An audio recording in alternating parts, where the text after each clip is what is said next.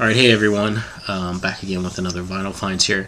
This was originally going to go up on Sam's channel, but the records that I got, we got I guess, there a lot of research kind of involved, so I've kind of spent the last couple of hours today just really absorbing the records and then also kind of researching them, so definitely some good stuff. Hope this t-shirt isn't too distracting for you. But wanted to just give a shout out to Beyond the Crates. Definitely his last video sort of gotten bit by the vinyl community love bug, you know what I mean, the kind of that part where you sort of realize in the grand scheme of things how kind of positive this whole thing is, and you know what it kind of does to you mentally. I mean, I know that I've definitely my attitude on a lot of things have changed since I've you know, kind of decided to start volunteering my time for this. So that's another thing. I mean, it's, you know, I'm giving it away. This is, you know, this is free education. You know, if you're spending the time to listen to me, you know, I appreciate that. That's why I'm posting this. I mean, it's stuff that for me to share, and you know, if you're out digging in the crates and you know you come across something and you find this, I hope my what I've talked about, and you know, that is, even if you can take away one thing, you know what I mean, if one person takes away one thing from any of my videos, I mean, I feel that I've sort of done my job. So wanted to talk about a couple of records here, and this will kind of show everybody, I guess. A few people have mentioned it, kind of. I think, you know, Grecian Thunder had kind of hit on something the other day when he was posting on 24dB's thread about the worst record, and he was mentioning about how he used to just buy crap records, and you know, it was something that I can kind of like identify with, and you know, over time I feel that you kind of have to specialize. You have to find that one particular thing that you know, kind of gets you excited and that you feel that you want to learn inside and out.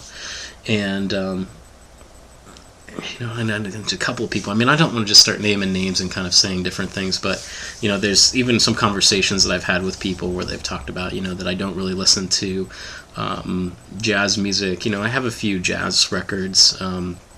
A lot of the jazz stuff I have on CD, I just really don't seek it out on vinyl. I mean, jazz is good, but I mean, it's something that I do get a little bit of pleasure listening from, but I like to kind of keep it as sort of kind of as a sacred thing, you know what I mean? It's something that I don't want to be listening to all the time, but at the same time, you know, there's certain points, certain kind of moments where I feel like I will kind of take that out and I will listen to it. And usually, I don't know. See, for me, like, the vinyl experience is more of sort of a group thing, you know. I mean, I have certain records I listen to by myself, but for the most part, you know, it's for other people to listen to. You know, Sam and I, you know, we're listening to records all the time, and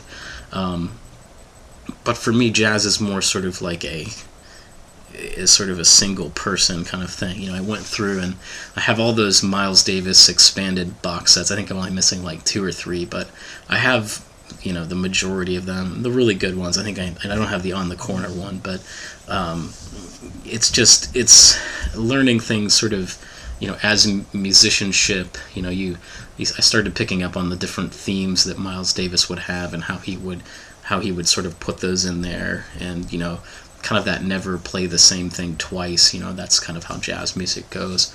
But and I know this is kind of turning into a huge rant. I don't want to make this video too long, but I feel it's important to specialize. So, and that's one reason why you probably won't see me showing too many jazz records. You know, I really 60s pop music, you know, whether it be psychedelic or you know, just 60s pops, you know. You'll see some of the stuff I'm going to show you here. You know, garage rock or whatever, and it's really like, to me, I feel like that well it's infinite, you know what I mean? It's a bottomless well for me, so that music gives me so much pleasure that I really don't feel the need to sort of branch out and listen to a lot of things, because I would just accumulate way too many records. And I mean, as it is, there's a lot as I'm looking, you know.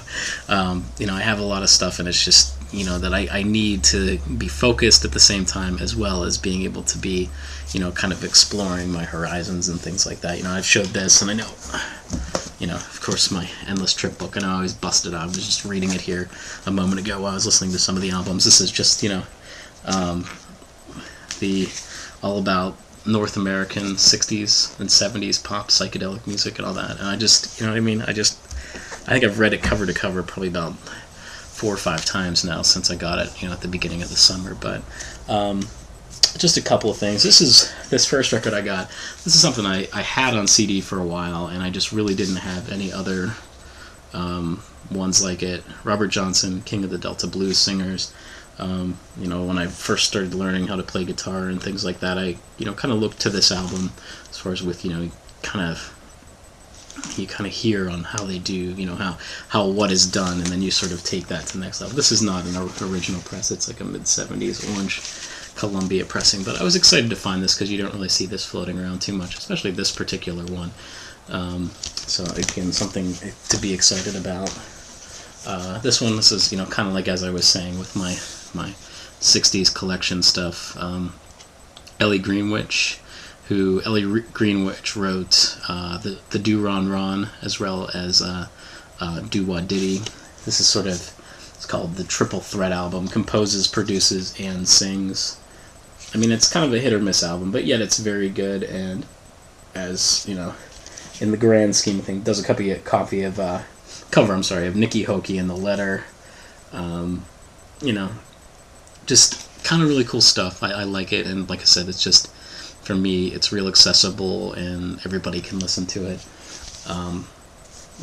Maybe, I don't know if it's something you wouldn't listen to, but I kind of like stuff like that. So, now the next stack of records that I got here, these are all, this is kind of the beauty of it. This is what really inspires me with record collecting, and and going to different places and sort of gathering music.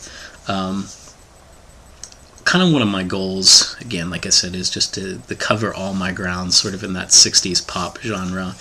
And over time, I've sort of explored through various compilations, there's just a bazillion, 60s garage compilations out there, and I just was really kind of getting interested in sort of like the international aspect of it. So that's where some of these come into play here. This one is an album called Napoleon.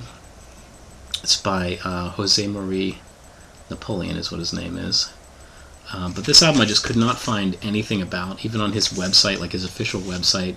He really doesn't even talk about the existence of this album. My guess would be it would probably be around 1970 or so, judging by the close, maybe 68 to 70, somewhere around in there.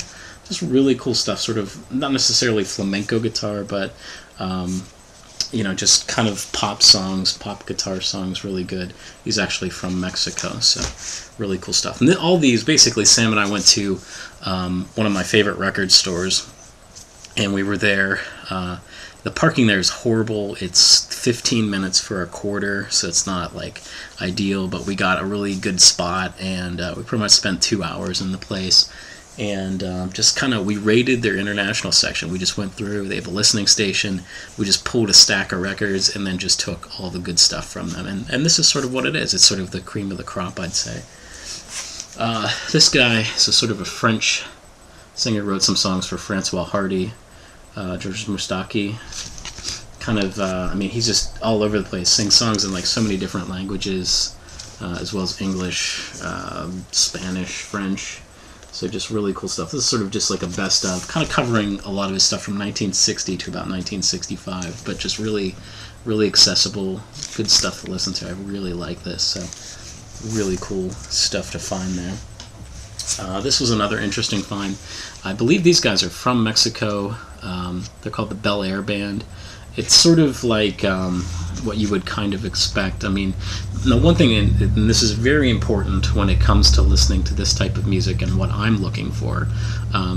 Keep in mind there's tons and tons and tons of music out there that is international music, but a lot of it is what I would refer to as like ethnic international, which would be, for instance, like if you find something from Mexico, it would be more traditional. I guess even traditional would be a better word than saying ethnic, because in a way that can be kind of condescending. But traditional music, I'm looking for sort of the Western the international take on Western music, Western pop music. So, if there's a cover of sort of, the pop songs of the day, that's what I'm sort of looking for.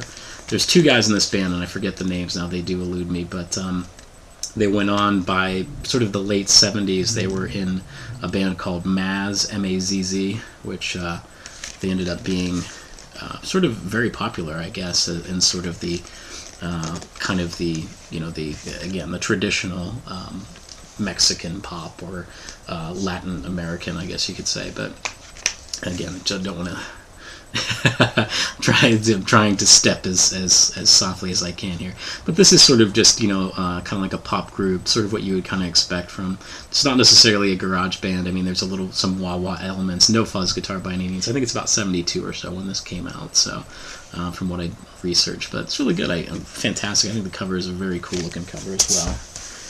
The next one, this is by Milton Caesar, who he was a Brazilian singer, still around to this day.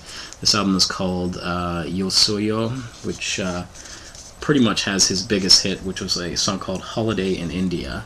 And this is really, really good. I really like this. Sort of definitely more on the pop side. A lot of times, and I'll show you, I'll kind of get into it, but I'll show you one other album of somebody, and it's, as far as with the way that it sounds, a lot of it almost kind of reminds me of the James Bond theme songs, as far as with the orchestration. This one, not so much. It has a very organic quality to it. I really like it. Very fantastic album. I believe this is from '68. I want to say, if I didn't say that already, I don't know if I did or not. Alright, so the last two, I forget how to pronounce this group's name. They were from Spain, and the name of the album, which again, sorry, my Spanish is horrible, but this actually means Touch the Wind. They were actually in, I believe, the 72 or the 73 Eurovision contest, and this was actually the song that Spain had entered. Eurovision, I think, is just, to me it's a very interesting sort of thing where obviously, America is not represented, but it's, or maybe they are now, I don't even know, I shouldn't even be saying any of these things, but, a lot of these, these groups, basically they represent the country, and I believe Eurovision is still going on now to this day, but it's something that just intrigues me. This type of music I really like, and when I find it, it's just fantastic. But this is kind of on par. Very just huge group sound to it, just large, sort of, it almost has a wall of sound feel to it.